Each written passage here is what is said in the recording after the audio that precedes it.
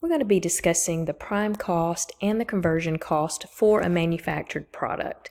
So let's think back to the product cost that we've talked about earlier for manufactured products. So we have direct material, direct labor, and overhead as the three components of a manufactured product. So now we want to take those three categories and classify those as prime cost or conversion cost. So when you look at the little outline I have here, we have the direct material and direct labor would be categorized as the prime cost. These are the main components of the product. The direct labor and the overhead would be the conversion cost. We're going to take the labor, we're going to use some overhead, and we're going to take those materials and convert them into a product. So this is how we classify. So prime cost equals direct material plus direct labor. Conversion cost equals direct labor plus overhead.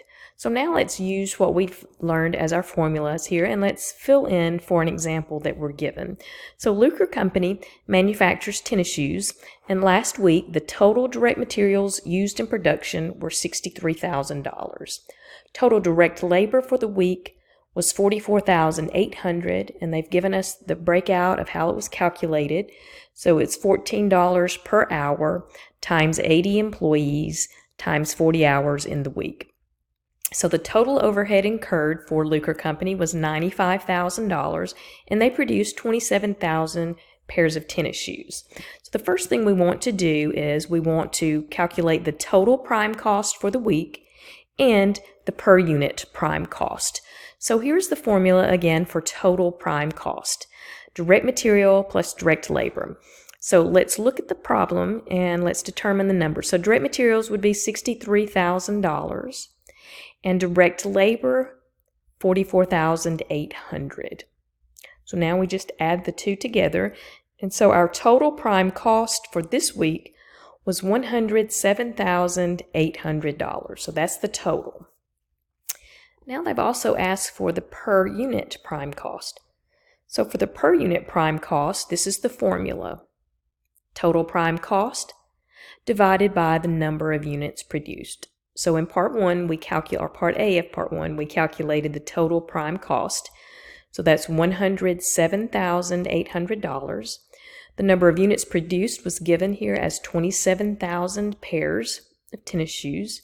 And so we will take 107,800, divide that by the 27,000 pairs, and that gives us a per unit prime cost of $3.99 per pair. So the direct material and direct labor per pair of tennis shoes is $3.99. If you calculate it, you're going to have to round it slightly. 107,800 divided by 27,000. And so we'll round that to $3.99 per pair. So that's the total prime cost and per unit prime cost.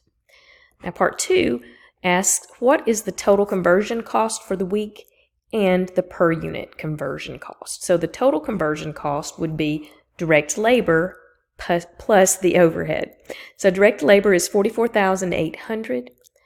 Overhead was given as $95,000, so we're just going to add those two together.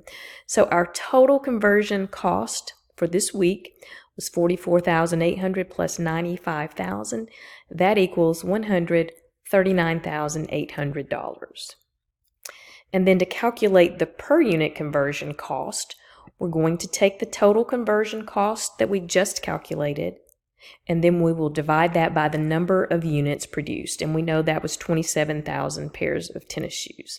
So 139,800 divided by 27,000 pairs. So let's check our numbers as we work through.